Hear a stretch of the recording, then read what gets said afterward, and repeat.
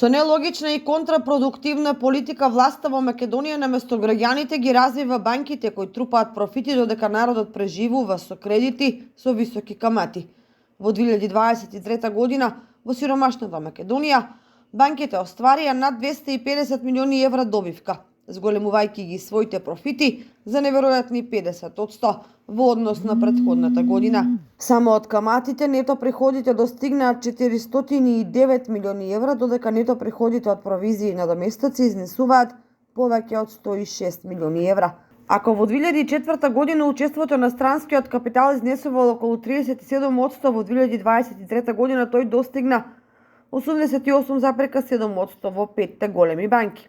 Странските директни инвестиции со вложувањата во акциите на странците има возможија да профитираат врз грбот на домашното население преку рекордни каматни стапки, провизии на доместоци и не придонесоа за економскиот раст и развој на државата. Затоа за нив нема криза. Тие се ликвидни, профитабилни и засега недопирливи во Македонија. Плаќаат данок на добивка само 10%, како и малите стопанственици, а богатата Словенија воведе времен данок на банките од 19 до 22%.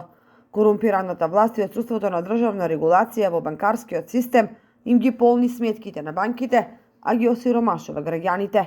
Затоа на државата се потребни закони за прогресивно одоночување на профитите, ограничување на каматните стапки, провизиите и недоместоците, за да им се олесни на граѓаните.